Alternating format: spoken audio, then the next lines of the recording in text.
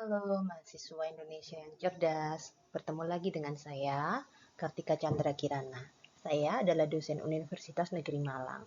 Video ini disclaimer dulu ya, dibiayai oleh penelitian Si Pejar melalui lembaga LPPPPUM yang secara pembiayaan dikelola oleh LP2M UM. Di hari ini kita akan coba belajar bagaimana cara merepresentasikan masalah dari sudut pandang artificial intelligence. Kalau kita belajar itu pasti ada step by step-nya ya. Maka di JPMK ini kita belajar di JPMK 1 ya, terkait merumuskan representasi sebuah masalah. Dengan dua sudut pandang merepresentasikan masalah dalam ruang keadaan maupun melalui note and link. Harapannya mahasiswa dapat memiliki kemampuan yang mendalam dalam merancang software aplikasi, ya ini spesifiknya adalah artificial intelligence setelah melewati JPMK 1.7 nanti. Kenapa ya kita perlu belajar terkait dengan artificial intelligence? Ini coba Anda search ya di internet itu sudah banyak sekali aplikasi-aplikasi AI yang merambah ya di dunia. Contoh nih, kalau di dunia skincare ya, kamu coba buka L'Oreal misalnya, kemudian di sana sudah ada fitur yang menyediakan diagnosa penyakit pada kulit kita. Ya, misalnya jerawat, kemudian penanganannya harus bagaimana, kalau komedo penanganannya harus bagaimana, hanya dengan scan wajah saja. Walaupun pada kasus ini itu masih ada mata kuliah yang lain yaitu computer vision, tetapi inti dasar pemrosesannya tetap di artificial intelligence-nya. Kalau berbicara di aspek yang lain, ada juga natural language processing, kita singkat dengan NLP. Kita bertanya sesuatu, ada jawaban dari pertanyaan yang kita tanyakan tadi, contohnya ChatGPT. Ya, kalau kamu punya tugas, ini sangat familiar aplikasi ini ya, saya pikir. Jadi ini adalah satu aspek pemanfaatan AI dalam ranah NLP. Di contoh yang lain, speech recognition misalnya, pengenalan suara, kamu buka Google, rekam suaramu menggunakan suaramu, nanti dia akan mengkonversi menjadi teks dan dia cari sesuai dengan yang relevan dengan kata-kata yang kamu sampaikan tadi. Atau lebih hebatnya lagi, sekarang sudah ada kombinasi dengan mesin, contohnya smart parking. Misalnya kamu parkir, kemudian nanti ketika mendekati objek tertentu, dia akan memberi warning berupa tanda di layar merah, ngebling begitu ya, atau mungkin melalui suara. Lebih hebatnya lagi sekarang sudah bisa memarkir sendiri, ini artinya sudah kecerdasan buatannya sudah melewati tahap mesin. Hebat ya. Maka jangan mau kalah untuk tidak, kalau kita tidak belajar ke arah sana ya lama-lama kita sebagai orang IT akan ketinggalan. Oke, bagaimana ya konsep dasar kecerdasan buatan untuk bisa sampai membuat itu? Ini konsepnya. Dari sebuah masalah, kita harus punya basis pengetahuan dulu. Basis pengetahuan diterjemahkan dalam mesin inferensi untuk bisa dapat solusi. Prinsip dasarnya semuanya itu. Kamu punya basis pengetahuan dulu yang isinya adalah fakta, teori, hubungan antar fakta yang kamu siapkan pola mesin untuk menarik kesimpulan berdasarkan pengetahuannya tadi. Nah, bagaimana kalau kita mau membangun mesin inferensi itu kan jadi tanda tanya ya. Maka untuk langkah pertama kamu harus tahu dulu masalahnya tadi, cara mengatasinya bagaimana, sudut pandang menjawab masalahnya dengan cara bagaimana.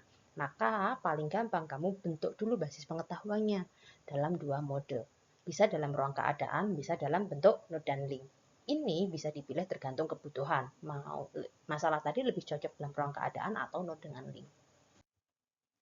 Kita bahas dulu satu tentang ruang keadaan. Langkah pertama, deklarasikan dulu ruang keadaan. Contoh nih, kamu mau mengembangkan aplikasi semacam Google Map, pencarian jarak dari satu node ke node yang lain, dari satu kota ke kota yang lain. Maka, deklarasikan dulu ruang keadaannya apa. Dalam kasus tadi, ruang keadaannya apa? Coba dijawab ya. Oke, jawabannya adalah jarak. Oke. Langkah kedua, kamu inisialisasi keadaan awal. Tadi saya bergeraknya, kalau Google Map tadi, dari Potin kemana? Dari titik mana berjalannya mencarinya?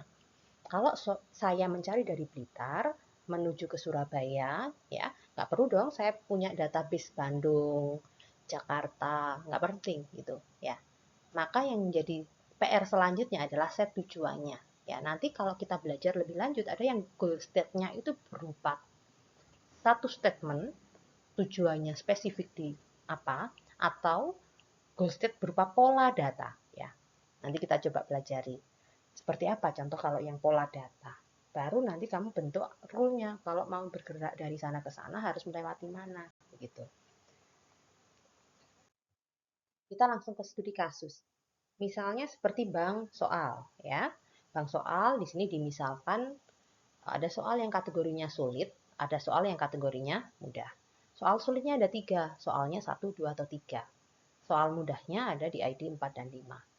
Siswa itu hanya akan mendapatkan satu soal mudah dan satu soal sulit, ya. Dan kemunculan soalnya itu random. Bagaimana memastikan bahwa siswa pasti mendapatkan satu soal mudah dan satu soal sulit? Oke. Maka, kalau tadi kita bicara tentang teorinya, representasikan dulu ruang keadaannya. Berarti dalam kasus ini kita harus mencatat dong ya. Tadi sudah masuk ke dalam basis data, itu soal mana yang harus dikerjakan oleh anak. Berarti karena tadi ada soal mudah dan soal sulit, kita bentuk dengan istilah X untuk soal sulit dan Y untuk soal mudah, dan kita gambarkan dalam X dan Y seperti ini. Tabel gitu ya. Lalu kita isi dong ya. 0, 1, 2, 3. Kok ada 0? Apa ini? Ketika datanya belum terset. Ini untuk soal sulit dan ini untuk soal mudah. 0 tadi, 4 dan 5. Maka di dalam kurung ini itu adalah kombinasi peluang yang muncul ketika soalnya sulit dan soalnya mudah.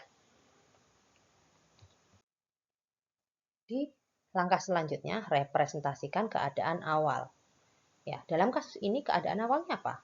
Anak belum punya soalnya, gitu ya. Berarti soal sulitnya 0, soal mudahnya juga 0. Maka ini adalah kondisi awalnya. Lalu kita tetapkan tujuannya, ya. Kalau tadi misalnya di dalam pencarian jarak terpendek dari satu kota ke kota lain, start node dan end node-nya jelas, tujuannya jelas, kota mana. Tapi dalam posisi ini, ya, dalam contoh soal ini, tujuannya tidak di satu nilai, tapi pada pola data tertentu. Ya, tadi polanya adalah ketemu satu soal dan satu soal mudah dan satu soal sulit. Ya, masing-masing terisi satu soal. Berarti polanya ini yang harus kita temukan, bukan nomor di soal berapa dan soal berapa. Nah, polanya kalau nilainya ketemu 1 dan 1, maka ekuivalen dengan tidak sama dengan 0. Maka inilah yang menjadi solusi tujuannya, ya. Tidak sama dengan 0 baik untuk soal sulit di X-nya maupun untuk soal mudah di Y-nya. Oke. Lalu kita bentuk rule-nya dong ya. Nah, ketika bentuk rule, analogikan proses berpikirnya itu seperti apa. Contohnya tadi seperti ini. Oh, tadi ketika kita render pertama, karena sistemnya adalah random, kemungkinan ketemu soalnya adalah kemungkinan soal mudah atau kemungkinan soal yang sulit dulu.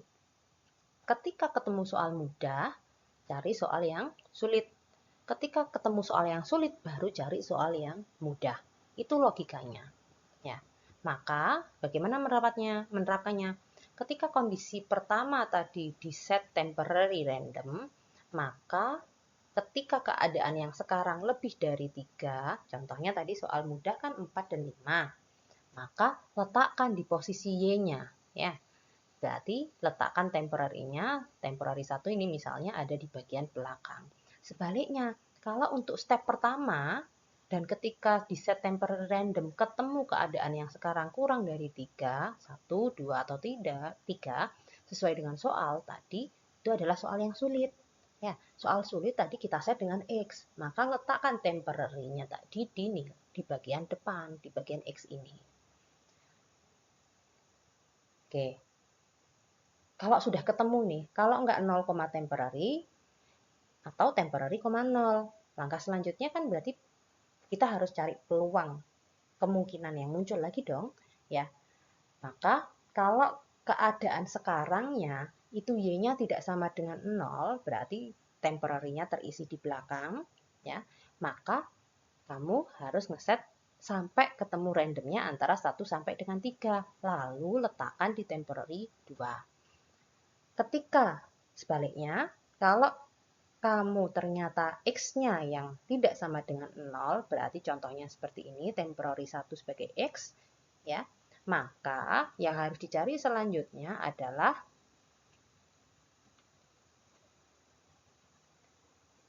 ketika randomnya 4 sampai dengan 5, baru diletakkan di bagian belakang. Nah, ini contohnya ya. Ketika misalnya current state-nya 0,0. Ini ya, artinya kita belum punya soal yang di-set, dia ada di soal nomor berapa. Tadi peluang rule-nya, kalau randoman pertama nggak rule 1, ya rule 2. Kalau nggak soal sulit, ya soal mudah. Berarti ini dimisalkan. Yang muncul adalah rule 1, ketemu temporary-nya 5. Temporary 5 kita masukkan sesuai dengan rule 1 di posisi belakang, di bagian Y-nya. Berarti 0,5. Sudah berhentikah? Belum, karena tadi ada kriteria berhenti. Tujuannya tadi sebagai kriterianya berhenti apa itu? Ketika X-nya tidak sama dengan 0 dan Y-nya juga tidak sama dengan 0. Tapi di sini X-nya kan masih 0. Sehingga kita masih beriterasi lagi. Ketika 0,5 dan kena rule ini berarti kan tadi ininya 0 ya, atau 5-nya sudah terisi, berarti cari sampai ketemu temporary antara 3 dan 4. 1 sampai dengan 3. Nah, misalnya temporary udah ketemu 3, maka kita set 3,5. Nah, 3,5 ini baru kita cek dengan kriteria berhenti. Apa kriteria berhentinya? Tidak sama dengan 0 untuk X dan Y-nya. Nah, ini sudah tidak sama dengan 0 semua. Berarti pada step ini kita stop. Oke, jadi contohnya kalau ruang keadaan. Nah,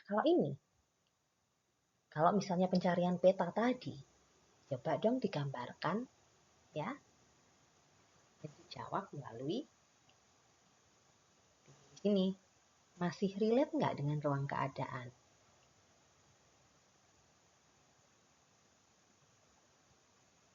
Oke, dari jawaban yang sudah kamu isi tadi betul nggak? Nah, kalau dalam konsep ini bentuknya sebenarnya adalah graf ya. Jadi dalam masalah pencarian peta itu lebih cocok kalau kita bentuk dalam graf. Tapi bagaimana bentuk graf? Ya, graf itu adalah sebuah busur dan node, kombinasi busur dan node. Ya, node itu titik solusi. Contohnya seperti ini. Tadi kota A, kota B, atau ini misalnya sekolah A, sekolah B, ya tergantung dari masalahnya. Lalu ada istilah busur. Busur itu yang menunjukkan keterhubungan. Oh, A ini bisa ke B. Tapi kalau dalam gambar ini B nggak bisa ke A, gitu ya. Nah, busur itu menunjukkan hubungan antar node tadi. Di dalam busur itu biasanya ada semacam bobot ya yang ada di antara garisnya tadi. Nah, ini untuk menunjukkan hubungannya tadi punya value berapa. Dalam contoh misalnya Google Map itu mungkin jarak ya. Nah, di dalam graf itu kita istilah ketika node-nya berakhir dan tidak ketemu solusi itu kita sebut dengan dead node. Contohnya kalau di gambar ini adalah dari A menuju ke C ya. Ini misalnya ya di sebuah sekolah tadi ada sebuah bis sekolah yang dia ada di sebuah kota, yang kotanya itu punya 3 sekolah dan dia harus melewati ketiga kota ini, 3 sekolah ini. Nah, dia harus bisa lewat mana ya. Maka dengan graf ini kita bisa tahu alternatif solusinya untuk lintasannya. Kita bisa ke A, ke B, ke D, atau ke F langsung, atau B dari D ini bisa lewat E atau lewat F. Nah, yang jadi tantangan selanjutnya adalah solusi optimalnya bagaimana. Dalam kasus ini, solusinya adalah jarak terpendek. Nah, jarak terpendek itu kita bisa hitung dari setiap solusi tadi. Nanti ada penjelasan secara spesifik ya terkait dengan hal ini ya, kalau mencari jarak terpendek itu gimana. Pada soal masalah yang lain mungkin solusinya adalah jalur terpanjang, bisa jadi. Ya, jadi tergantung dari masalahnya apa. Ini misalnya A, B, D, dan F ini kita ketemu dengan perhitungan ini ketemu 20 kilo. Tapi kalau lewat E ini ketemu 22 kilo. Maka solusi terbaiknya ini adalah A, B, D, F. Ada juga pencarian solusinya itu berdasarkan jumlah not yang ditemukan. Ada juga. Ini tergantung dari merepresentasikan masalahnya. Ya, jadi bagaimana cara kamu merepresentasikan masalah? Ketika ini tidak diketahui nih jarak-jaraknya, kita juga bisa memanfaatkan jumlah not yang bisa kita manfaatkan. Ya, maka dalam contoh ini yang solusinya kebetulan sama ya, adalah A, B, D, F karena notnya lebih pendek dan jaraknya lebih singkat. Nah, cara lain merepresentasikan masalah selain graf itu adalah dengan tree. Ya, tree itu mencoba menghindari siklus berputar, dia dari level 0 sampai dengan level terakhirnya, itu ada di level berapa ke N gitu. Nanti yang tidak punya anak kita sebut dengan leaf node ya. Nah, leaf node ini dapat berupa jalan buntu atau sebuah goal atau tujuan ya. Nah, ini level 0 ya, akarnya di level 0. Kemudian ini contoh solusi leaf node dalam bentuk solusi buntu. Dan ini kalau dalam contoh tujuan ya. Tadi kan kita harapannya stop bisa dari sekolah 1 sampai sekolah ketiga yang ada di Bagda F tadi. Nah, ini levelnya ya. Dari 0 ke 1, ke 2. Tadi kan A, B, D, E, F. Nah, F-nya berulang ini. Tadi dari D kan bisa langsung juga ke F.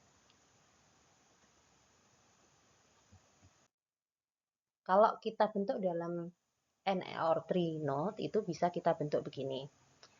Ya, yang solusi yang pasti melewati jalur tadi kalau menggunakan tree biasa itu akan ada di level yang berbeda. Kalau menggunakan N or tree itu digabung menjadi satu level. Contohnya ini ya. A ke B itu pasti ke D karena nggak ada solusi lain. Maka di sini kita bisa gabungkan A, B, D-nya di level yang sama, tapi dihubungkan dengan kelambang seperti ini. Nah, itu ya. Ini yang kita sebut dengan N or tree. Contoh lain, dari D itu pasti ke E dan ke F. Berarti D, E, dan F digabung di level 3. Yang D ke F sendiri. Nah, yang ini yang model OR-nya. Dari D bisa ke E dan F atau OR D bisa ke F. Ya, yang C tetap tadi di level 1. Nah, sudah paham belum? Sekarang coba ya kita jawab soal ini.